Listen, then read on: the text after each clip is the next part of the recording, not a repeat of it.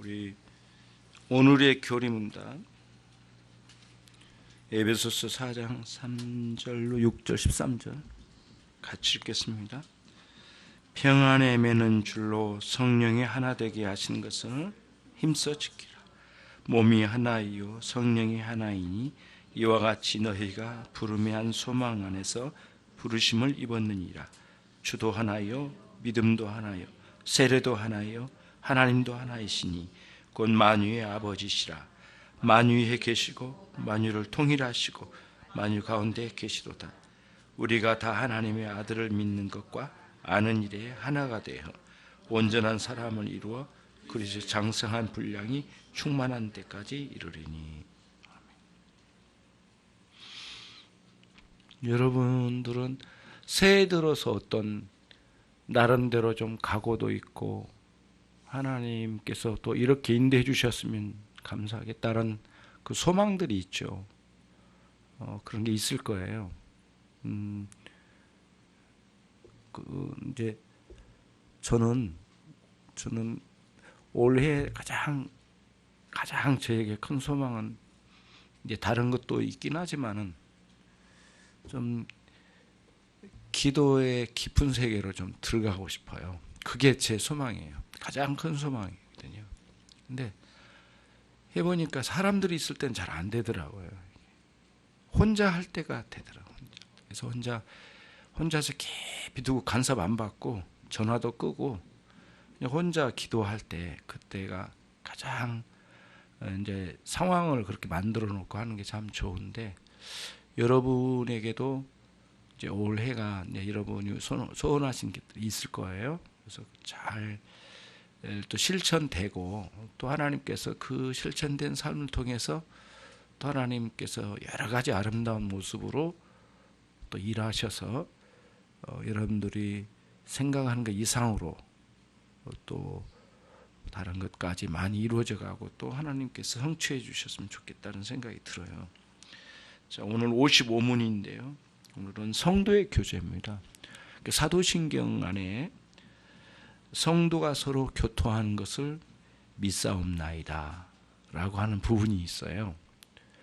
성도가 서로 함께 교제를 누리는 것을, 거기에 있는 내용도 믿고 성도 간에 누리는 교제의 내용도 믿고 또 그런 성도의 교제가 있다는 것도 믿고 내용도 믿고 또 실제로 그렇게 성도의 교제를 실천하며 살고 싶다. 그리고 또 살겠다고 하는 신앙 고백적이고 자기 다짐도 담겨져 있을 거라고 생각이 돼요.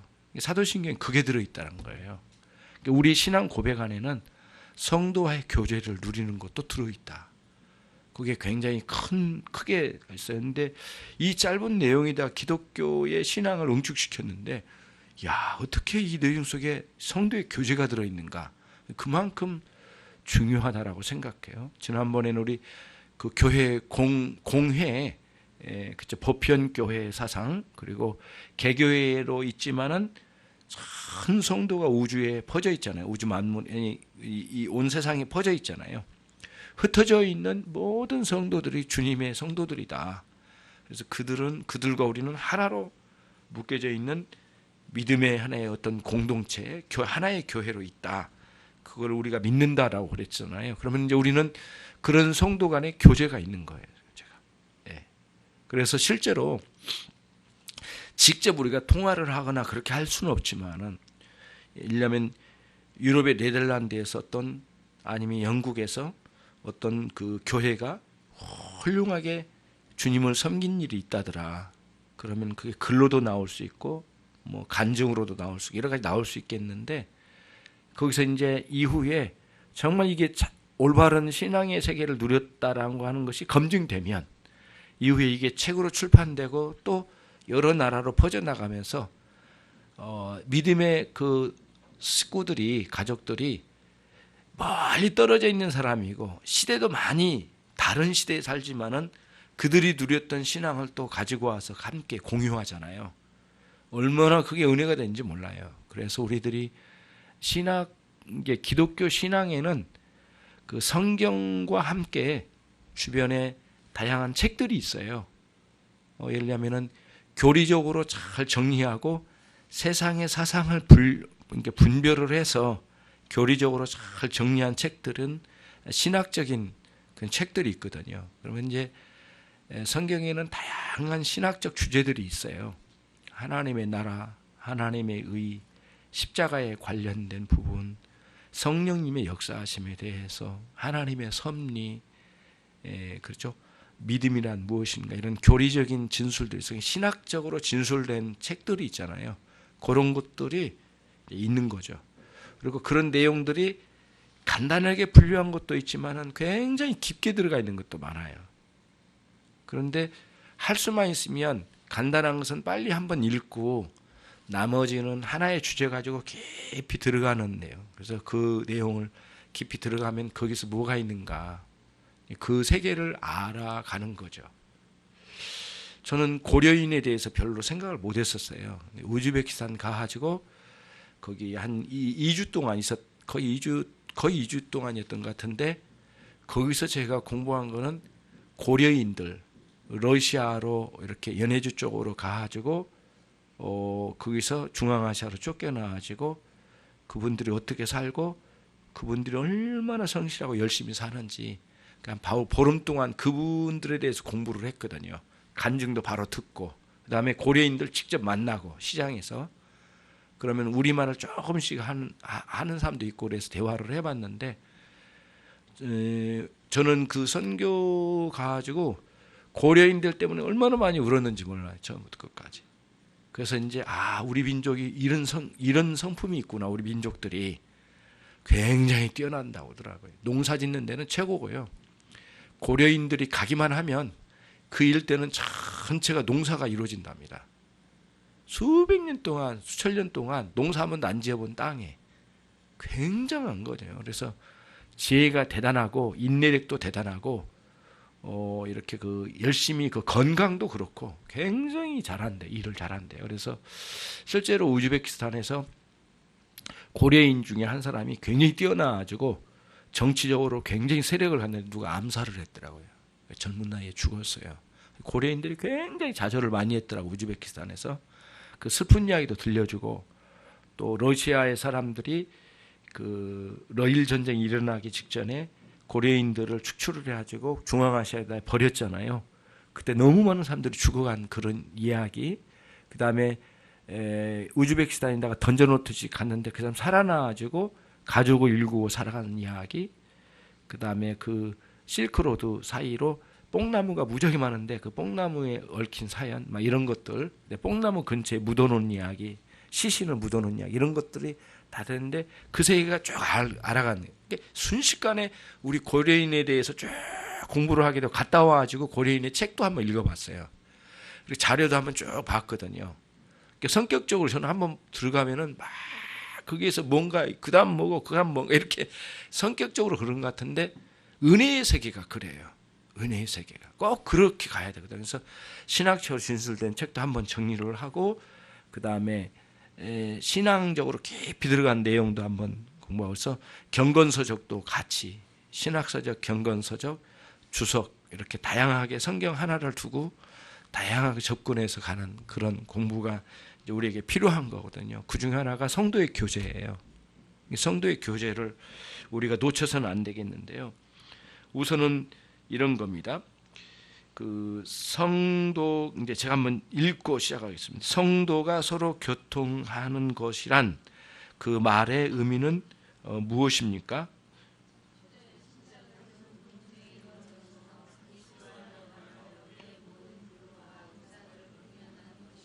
예, 거기까지. 첫째는 그 신자들의 공동체는 믿음의 공동체잖아요.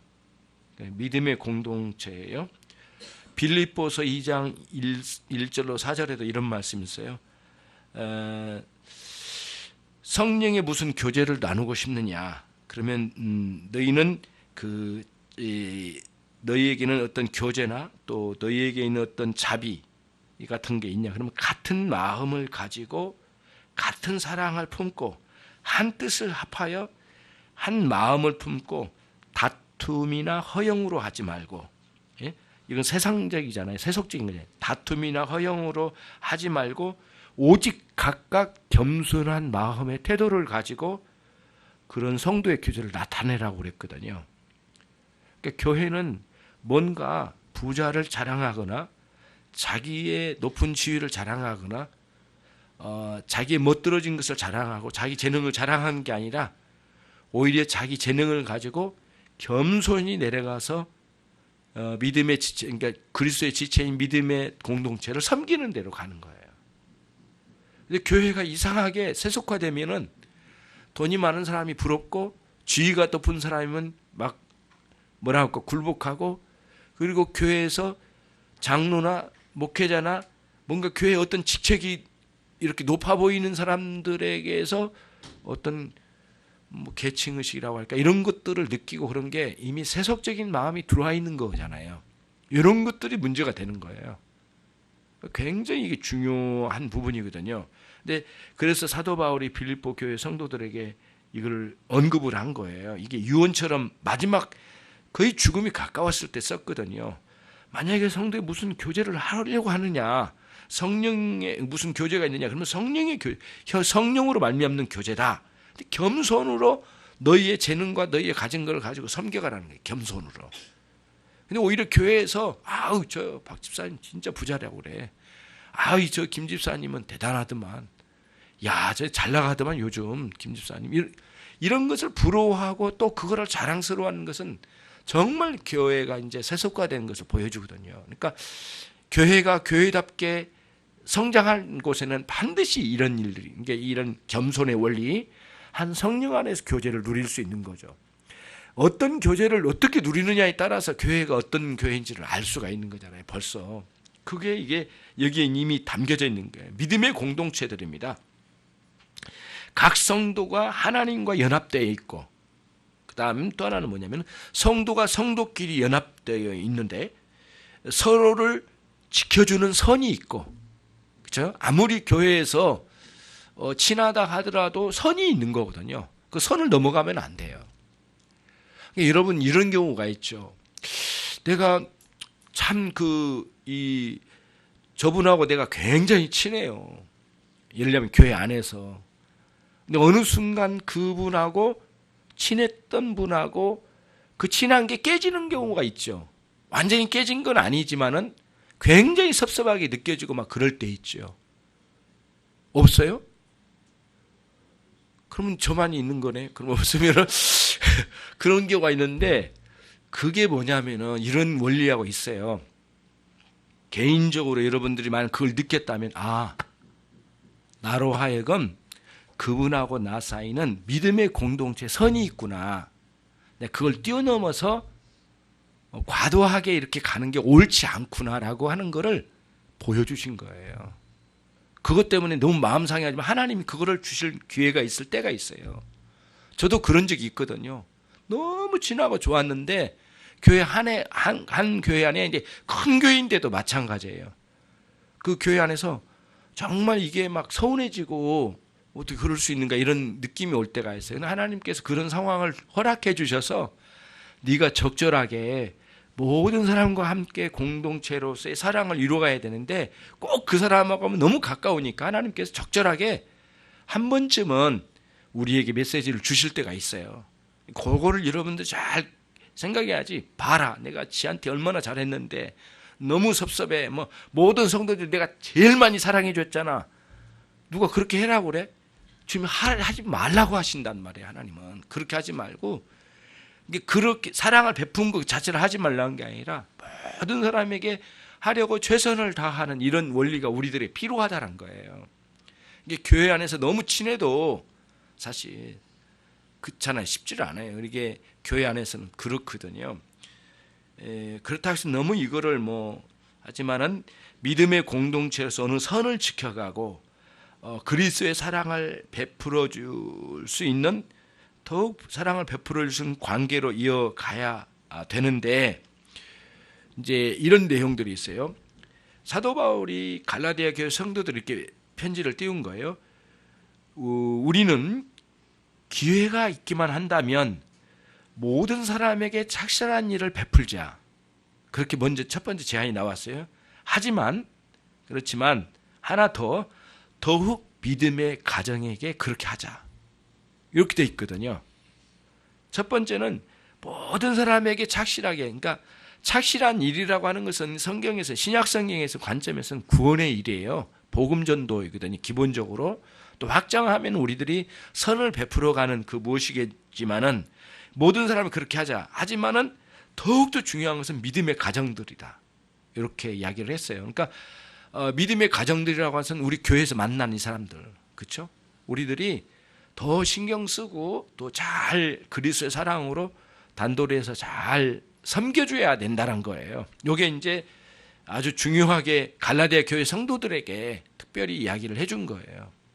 왜 그러냐면은 A라는 사람이 살아가면은 이 사람이 다양한 방식으로 그 뭐랄까 유혹이 오는 거거든요. 요즘은 이단의 유혹도 얼마나 많은지 몰라요. 이게 여러분 그 유튜브에 들어가 보면은 막 너무 혼란스러운 게 많아지고 그런 것들을 함부로 들으면 안 돼요. 그래서 만약에 여러분들이 새로운 목회자의 설교를 누구 듣는다, 그럼 저는 듣지 말라고 하는 쪽은 아닌데요. 누군지는 말해줘야 돼요. 1년 내내 듣고 와가지고 헛소리 해버리면 안 돼요. 진짜 그래요. 뭐 누가 그러더라고요. 그것도 뭐 훌륭한 분 아니라고. 훌륭한 분 아닙니까? 했더니 그분의 그 설교하는 그 태도나 이게 너무 훌륭하대요. 태도가 훌륭한 게 아니라 내용이 중요한 건데요. 근데 사실은 이단이에요.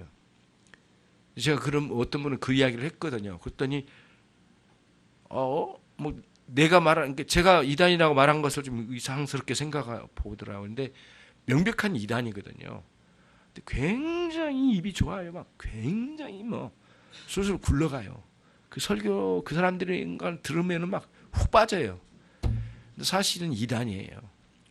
굉장히 위험한 짓이거든요. 그래서 뭐 유튜브나 이런 걸 들을 때 말씀을 하세요. 문자로 넣어주면 내가 검색을 해가지고 그분이 어떤 사람이고 그 출신이 어디고 그 다음에 그 사람이 나온 신학교가 어디고 그 사람이 어떤 배경으로 공부를 했는데까지는 추적을 해봐야 돼요. 예. 또 어떤 분이 이런 분도 있더라고요. 옛날에 젊었을 때 뭐 이단 종파인 그 전도관에 있다가 온 목사님인데 지금은 회개를 해가지고 진짜 설교도 좋고 훌륭한 목사님으로 크고 지금 하고 있대요. 유튜브에 쫙 그 사람 과거가 떠 있더라고요. 보고 설교를 한번 딱 들어봤어요. 예, 완전히 사입이더라고요. 내용 자체가 완전히 사입이에요.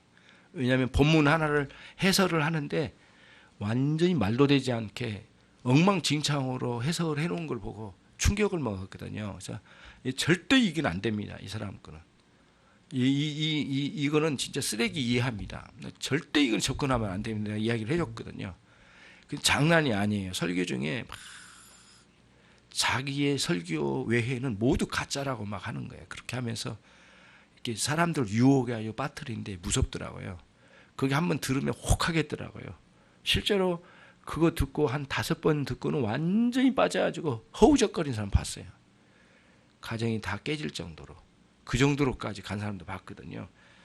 10몇 년 동안 신앙생활하는 사람이 그런 분도 있어요. 그래서 우리들이 이렇게 가는 건데 믿음의 가정들에게 더 이 선을 베풀어야 될 이유는 수많은 유혹이 있고 그런 그 성도의 교제가 약화되면서 세속적인 것과 강화되는 쪽으로 가지 않도록 성도의 교제는 굉장히 중요하게 다뤄져 이제 가야 되는 것이죠.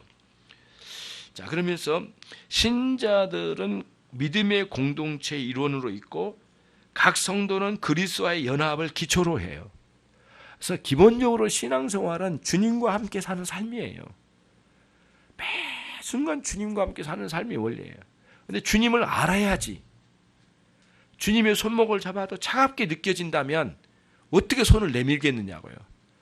예. 근데 주님의 손이 참 따뜻하고 놀라운 사랑을 느끼게 할 주님이 차갑고 늘 정죄하고 늘 야단치고 예, 그리고 느껴지지도 않고 그런 주님하고 어떻게 이렇게 연합을 해서 살아가냐고요. 그래서 복음에 대해서 특별히 깊이 알아가면서 그분과의 사귐을 누리는 삶이 돼야 되거든요. 그리고 그분이 우리에게 주신 십자가의 사랑이 무엇인지를 계속 알아가는데 이런 부분에 있어서 많이 생각을 하고 기록으로 남기고 그런 책도 남기고 했는데 도움을 얻어서라도 우리가 그리스도의 연합을 충분하게 누려가는, 원론적으로는 구원받은 성도들에게는 그리스도와 연합됐지만은 실제적으로 그러한 그리스도와 연합을 누리는 삶이 너무너무 중요해요. 예. 호적상으로 부모와 자식 간의 관계가 아니라 부모와 자식과의 관계에 답게 서로 사귐이 있는 부모와 자식 간의 관계가 돼야지 호적으로만 남고 다시는 안 만난다? 말이 안 되는 거거든요. 호적은 안 지웠어. 그 호적 안 지운 걸 갖다 자랑하고 있어. 그러면 안 되잖아요. 그런 걸 뛰어넘어서 진짜 부모님이 내 부모님으로서 거기 계시고 좀만 떨어져 있으면 그립고 또 만나면 너무 반갑고 만나서 이야기 나누면은 때로는 대화가 안 통할 때도 있지만은 그분과 깊은 대화도 할 수 있고 이런 사귈 수 있는 관계가 꼭 이루어져야 된다는 거예요. 그게 이제 이 내용에서 나온 거예요. 그 모든, 그 다음 그리스도에 연합하여 그 이 모든 부여와 은사들을 공유해야 합니다. 공유하는 겁니다. 그러니까 그분의 모든 부여와 은사는 뭐예요? 예수 그리스도 안에 있는 은혜와 진리, 그리고 그분이 주신 은사를 따라서 성도에게 공급돼야 되죠. 그래서 더 많이 하나님께서 또 재물을 주신 경우도 있고, 또 어떤 사람은 더 많은 거로 사회적 활동을 할 수 있는 기회가 된 사람도 있어요. 그런 것들을 자랑하기 급급하지 않고 그런 걸 가지고 권위를 내세우려고 하지도 않고 오히려 그걸 가지고 자기 안에 숨겨서 낮아진 쪽으로 가가지고 사람들이 나를 부러워하지 않도록 철저하게 자기 단속을 잘하고 그러면서 이거를 성도들을 섬기는 쪽으로 가야지. 성도들이 나만 보면 엄청나게 돈 많은 사람인 걸로 부러워하고 그 다음에 또는 때로는 심지어는 아부하게끔 그렇게 놔둔다면 말이 안 된 거거든요. 절대 그랬으면 안 된다는 말이죠. 그런 차원에서 우리에게 주신 그런 은사들을 성도를 위해서 성도들이 유익하게 그 다음에 성도들에게 끼치는 덕을 위하여 이게 공급돼야 된다는 거예요. 덕이라고 하는 것은 도덕적 모범이나 이런 것도 있겠지만은 덕의 개념은 뭐냐면은 타인을 넓게 이해하고 타인들을 전체를 이렇게 품어주고 받아들이는 것을 덕이라고 해요. 그러니까 마음과 행동에서 아주 넉넉하게 느껴진 사람 있잖아요. 그렇잖아요. 인격적으로도 행동도 그렇고 이렇게 넉넉하게 다 품어주는 사람, 이걸 덕이라고 하거든요. 넉넉하게 품어주는 그게 있어야 되거든요.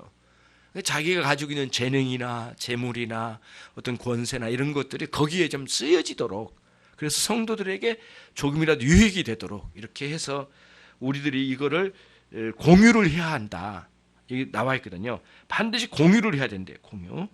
예. 그게 이제 믿음의 공동체에서 이루어갈 일들이에요.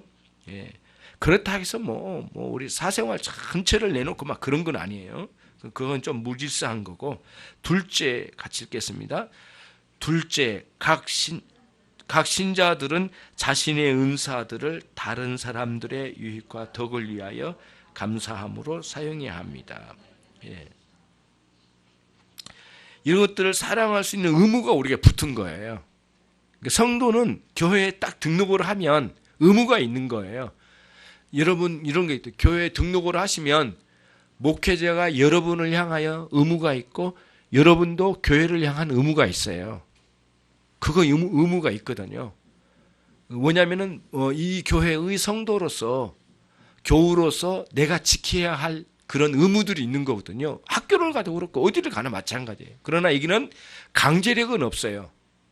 그렇죠?